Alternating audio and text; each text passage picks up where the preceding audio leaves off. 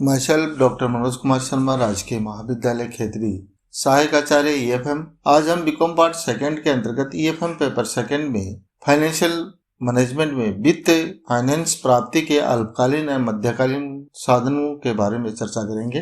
Next, एक व्यावसायिक उपक्रम को जिन वित्तीय साधनों की आवश्यकता होती है उन्हें प्राय दो भागों में विभाजित किया जा सकता है: अल्पकालीन व मध्यमकालीन वित्तीय साधन और दीर्घकालीन वित्तीय साधन। सामान्यतया कार्यशील पूंजी की अस्थायी आवश्यकताओं की पूर्ति अल्पकालीन वित्तीय साधनों से की जाती है तथा स्थिर अथवा अस्थायी संपत्ति की व्यवस्था दीर्घकालीन साधनों से की जाती है। कार्यशील पूंजी का वह भाग जो व्यापार में सदैव बना रहता है तथा व्यापार समाप्त होने पर भी वापस प्राप्त किया जा सकता है, उसकी व्यवस्था भी दीर्घकालीन साधनों से की जानी चाहिए। प्रस्तुत इस के बारे में हम अल्पकालीन मध्यमकालीन वित्तीय साधनों का आज अध्ययन करेंगे, चर्चा करेंगे। अल्पकालीन वित्त की आवश्यकता कार्यशील पूंजी अथवा अर्थात वेतन, मजदूरी, कच्चे माल की खरीद, किराया, कार बीमा, प्रीमियम, तैयार माल के उधार विक्रय की वित्त व्यवस्था हेतु होती है। अतः हम अल्पकालीन मध्यमकालीन वित्त के विभिन्न साधनों का अध्ययन कर रहे हैं आज। नेक्स्ट, अल्पकालीन तथा मध्यमकालीन वित्तीय साधन कौन कौन से हैं? जो कि चल संपत्तियां अथवा कार्यशील पूंजी की व्यवस्था अल्पकालीन मध्यमकालीन साधनों से की जाती है, जो कि साधन इस प्रकार है। नेक्स्ट, व्यापारिक साख। विभिन्न वस्तुओं और कच्चे माल के विक्रेता तथा आपूर्तिकर्ता अपने ग्राहकों को व्यापारिक परंपराओं के अनुसार स्वतः ही साख प्रदान करते हैं। सफल व्यापारिक संस्थाएं जो अपने भुगतानों का अच्छा रिकॉर्ड रखती है, इस साख को लगातार सरलतापूर्वक प्राप्त करती रहती है।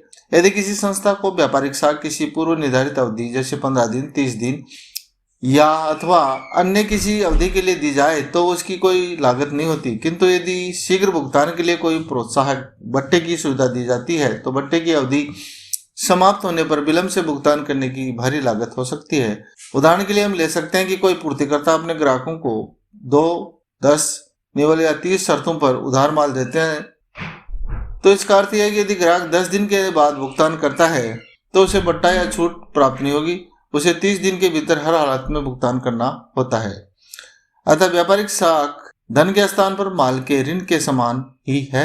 व्यापारिक साख वह साख है जो एक व्यापारिक संस्था दूसरी व्यापारिक संस्था को उधार माल अथवा सेवाएं बेचकर प्रदान करती है। नेक्स्ट, अतः हमें व्यापारिक साख के निर्धारित करने वाले जो घटक है वो इस प्रकार है। जोखिम की प्रकृति। जोखिम की प्रकृति के अंतर्गत व्यापारिक साख उसकी प्रकृति और मात्रा पर भी निर्भर करती है। जोखिम की मात्रा अधिक रहने पर साख की सुविधा अल्प समय के लिए ही प्रदान की जाती है, जबकि जोखिम कम होने पर साख सुविधा दीर्घ काल तक के लिए प्रदान की जा सकती है।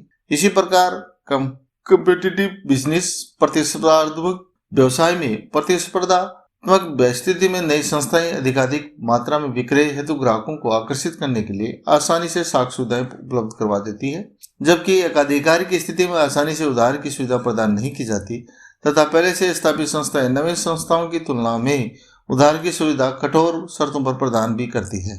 इसी प्रकार नगद बट्टा भी एक व्यापारिक साख को निर्धारित करने वाला तत्व है।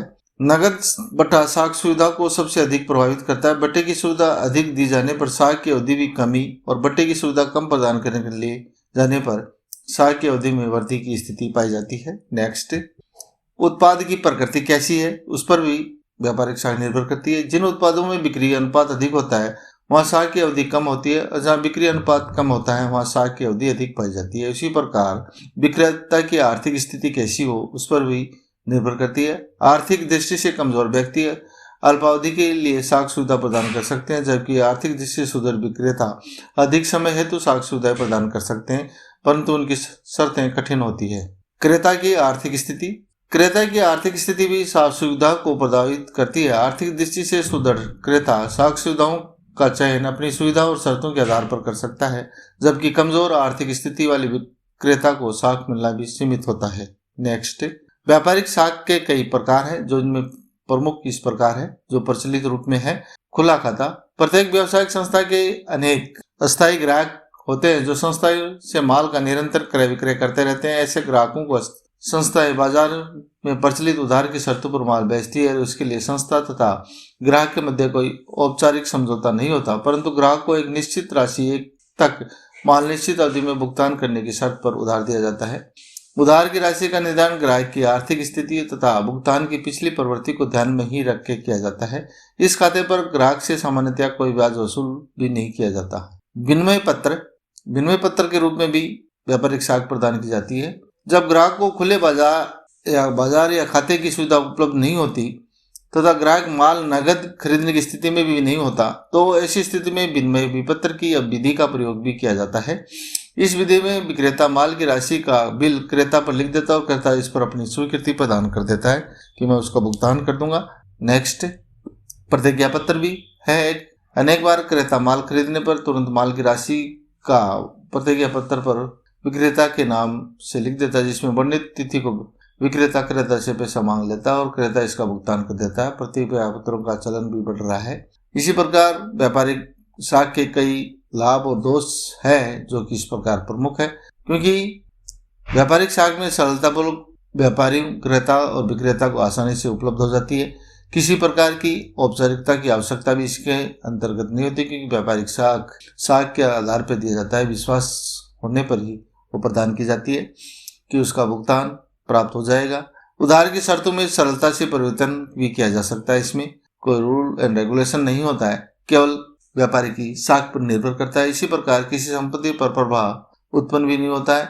यह लोचदार व्यवस्था है, क्योंकि व्यापारिक परिस्थितियों के अनुसार परिवर्तन किया जा सकता है। इसके कई दोष भी है जो कि इस प्रकार है, क्योंकि माल क्रेता को उधार में अधिक महंगा मिलता है नकद की अपेक्षा। उसी प्रकार ग्राहक को प्राय घटिया माल भी स्वीकार करना पड़ सकता है और नए ग्राहकों अथवा संस्थाओं से यह सुविधा नहीं मिलती। समय पर भुगतान न करने पर ग्राहक की प्रतिष्ठा को भी धक्का लगता है। इसी प्रकार विक्रेता को अधिक कार्यशील पूंजी की आवश्यकता करनी होती है। नेक्स्ट, अल्पकालीन वित्त अथवा साख कई रूपों में प्रदान किया जाता है जो कि इस प्रकार है। ओवरड्राफ्ट अधिविकर्स के रूप में भी दिया जाता है। जिन ग्राहकों का बैंक में चालू खाता होता है, बैंक उनको एक निश्चित सीमा तक अधिविकर्स की ओवरड्राफ्ट की सुविधा दे सकता है, वही अधिविकर्स कहलाता है।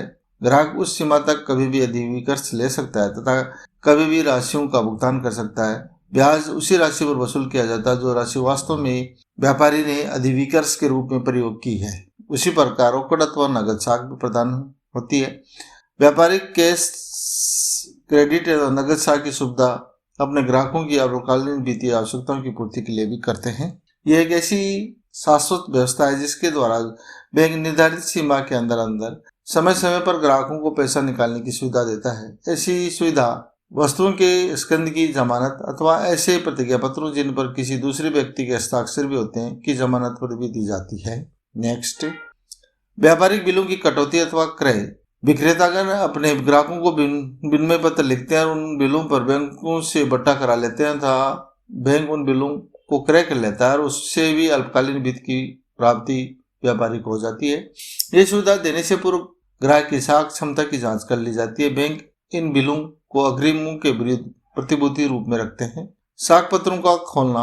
अपने ग्राहकों के पक्ष में बैंक साख पत्र खोलकर वस्तु अथवा कच्चे माल के प्रदाताओं को जोखिम के प्रति सुरक्षा भी प्रदान करते हैं। इस व्यवस्था में बैंक वित्त प्रदान नहीं करता, बल्कि अपने ग्राहकों की देनदारी का समाधान करने का उत्तरदायित्व अपने ऊपर ले लेता है। ऋण अथवा अग्रिम।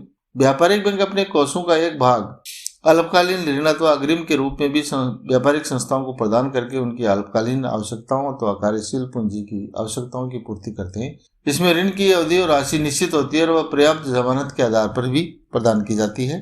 नेक्स्ट, बैंक साख का नियमन। बैंक उपरोक्त प्रकार की अल्पकालीन साख अपने ग्राहकों को देता है। बैंक साख का नियमन टंडन समिति अथवा चौरे समिति की सिफारिशों के आधार पर किया जाता है। टंडन समिति ने बैंक साख के नियमन के लिए अनेक सुझाव भी प्रदान किए हैं। टंडन समिति के सुझावों का सार इस प्रकार था: उद्योगों के लिए स्कंद के मापदंड निर्धारित किए जाए। इसी प्रकार कंपनियों की बैंकों पर निर्भरता क्रमिक रूप से कम की जाए और साख के प्रयोग पर निगरानी भी रखी जाए तथा रिन्यू से नियमित रूप से साख की मात्रा और उसके प्रयोग पर सूचना एकत्रित की जाए। इसी प्रकार टंडन समिति ने व्यावसायिक प्रतिष्ठानों को प्रदान करने वाली अधिकतम ऋण और साख की मात्रा के निर्धारण के लिए 3 विधियां बताई, जिनमें से दूसरी विधि अधिक उपयुक्त है। इसका प्रयोग बैंकों द्वारा आज भी किया जा रहा है। इस विधि के अनुसार कुल चालू संपत्तियों का 25% भाग उधारकर्ता द्वारा दीर्घकालीन साधनों से प्राप्त करना चाहिए। इसके बाद शेष कार्यशील पूंजी अंतर बैंक शाख द्वारा प्रदान किया जाना चाहिए। नेक्स्ट है जन निक्षेप। गैर बैंकिंग तथा गैर वित्तीय कंपनियों द्वारा जनता से जमा प्राप्त करने की परंपरा भारत में बहुत प्राचीन काल से है। अहमदाबाद, सूरत तथा मुंबई की कपड़ा मिलों ने इस वित्तीय साधन का श्री गणेश किया, जो आगे चलकर बहुत ही लोकप्रिय भी हो गया है। जन निक्षेप को भारतीय कंपनी अधिनियम की धारा 58A और 58B के अनुसार नियंत्रित किया जाता है। कंपनी द्वारा निक्षेप स्वीकार नियमन 1975 में बनाया गया, जिसमें 1978 में संशोधन किया गया। जन निक्षेपों के संबंध में प्रमुख प्रावधान इस प्रकार है। नियम 3 के तहत एक गैर बैंकिंग तथा एक गैर वित्तीय कंपनी अपने अंशधारियों से अथवा अपने आरक्षित ऋण पत्रों के विरुद्ध अथवा अपने संचालकों द्वारा गारंटी किए गए निक्षेप अल्पकालीन निक्षेपों को सम्मिलित करते हुए अपनी अंश पूंजी तथा मुक्त संचितों के 10% तक स्वीकार कर सकती है। इसी प्रकार अन्य सभी निक्षेप कंपनी अपनी प्रदत्त पूंजी और मुक्त संपत्तियों के 25% तक स्वीकार कर सकेगी। मुक्त संपत्तियों में किसी विशिष्ट उद्देश्य के लिए बनाई गई संचिति अथवा संपत्तियों के पुनर्मूल्यांकन के फलस्वरूप उत्पन्न संचिति सम्मिलित नहीं होगी।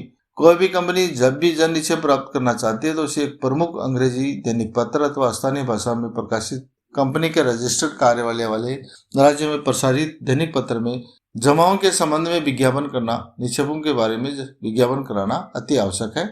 इस विज्ञापन की विशेष सामग्री नियम 4 के अनुसार होनी चाहिए तथा प्रकाशन से पूर्व इसकी संचालक मंडल की स्वीकृति भी प्राप्त होनी चाहिए। नियम 7 के अनुसार कंपनी निक्षेपों का एक रजिस्टर बनाएगी और उसमें निक्षेपकर्ताओं के नाम, पते और निक्षेप की तिथियां, अवधि, वापसी और ब्याज का पूर्ण विवरण दिया रहेगा।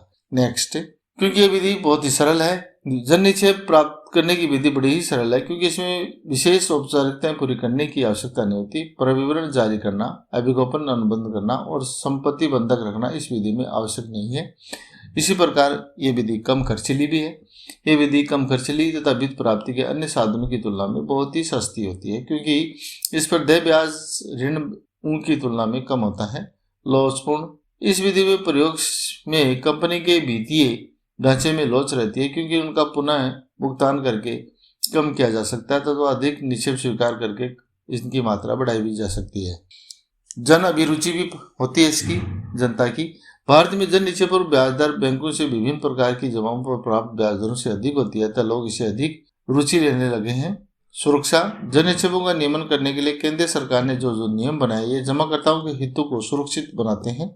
नेक्स्ट, जन निक्षेपों के दोष भी कई हैं, जो कि इस प्रकार है। अच्छे समय का साथी, जन निक्षेप अच्छे मौसम के साथी के समान होते हैं, जब ये इसका लाभ है। जब अच्छी परिस्थितियां होती है तब जन निक्षेप सरलता से प्राप्त होते हैं, परंतु बुरे समय में अतिरिक्त जन निक्षेप प्राप्त करना कठिन ही नहीं होता, बल्कि पहले से प्राप्त जन निक्षेप भी जनता द्वारा वापस मांगे जाते हैं। अतः इनके आधार पर किसी दीर्घकालीन योजना पर विचार नहीं किया जाता। इसी प्रकार सट्टे को प्रोत्साहन प्रदान करता है। ये जब किसी व्यापारिक प्रतिष्ठान को आवश्यक से अधिक जन निक्षेप प्राप्त होते हैं तो उनका उपयोग सट्टे के व्यापार से करता है, जो एक सामाजिक अभिशाप भी है, नई कंपनियों के लिए अनुपयुक्त भी है। ये जन निक्षेप का लाभ कमाने वाले पूर्व स्थापित कंपनियों को ही प्राप्त होते हैं, तथा ये विधि नई कंपनियों के लिए उपयुक्त भी नहीं है। अंतर कंपनी निक्षेप, एक कंपनी द्वारा दूसरी कंपनी को दिए गए निक्षेप अंतर कंपनी निक्षेप कहलाते हैं। ये अल्पकालीन अथवा सावधि भी हो सकते हैं। अल्पकालीन निक्षेप में आह्वान निक्षेप, जो एक दिन की सूचना पर वापस प्राप्त किए जा सके। त्रैमासिक निक्षेप भी होते हैं, अर्धवार्षिक निक्षेप भी के रूप में भी हो सकते हैं। भारत में अंतर कंपनी निक्षेपों का विकास वर्तमान सप्ताह के 7वें दशक में हुआ। इसके लिए इनकी मांग और पूर्ति दोनों ही कारण जिम्मेदार रहे हैं। अंतर कंपनी निक्षेप के अल्पकालीन भाग पर कोई नियंत्रण नहीं है और दीर्घावधि के निक्षेपों को तो कंपनी अधिनियम की धारा 58A के अंतर्गत सम्मिलित कर लिया गया, परंतु अल्पकालीन निक्षेप स्वतंत्रता पूर्वक कंपनी के मध्य लिए और दिए जाते हैं। नेक्स्ट, नवीन वित्तीय इंस्ट्रूमेंट क्या है, जो इस प्रकार है। व्यापारिक पत्र, जमा पत्र। व्यापारिक पत्र अप्रैल 1989 में बड़ी कंपनियों को सीधे मुद्रा बाजार से धन एकत्रित करने के लिए व्यापारिक पत्र निर्मित करने की अनुमति भी प्रदान की गई, जिनकी प्रमुख विशेषताएं इस प्रकार है। ये उच्च मूल्य वाले निगमों और कंपनियों द्वारा निर्मित किए जाते हैं और तथा जमानत रहित वायदा पत्र होता है तथा निवेशकर्ता जमाकर्ता को सीधे निर्मित किए जाते हैं। ये अंकित मूल्य से कम मूल्य पर निर्मित किए जाते हैं और बट्टे की दर मुद्रा बाजार की परिस्थितियों पर ही निर्भर करती है। नेक्स्ट, इनका उपयोग भारत व्यापारिक बैंकों से अनुमति प्राप्त कार्यशील पूंजी की साख सीमाओं को बदले दिया जाता है, अतः निगमों की साख सीमा नहीं बढ़ती। इनको एक निगम अधिकतम मात्रा में अपनी सकल कार्यशील पूंजी के 75% के बराबर कर सकती है और न्यूनतम मात्रा 25 लाख रुपए है। ये 5-5 लाख रुपए की राशि से निर्मित किए जा सकते हैं।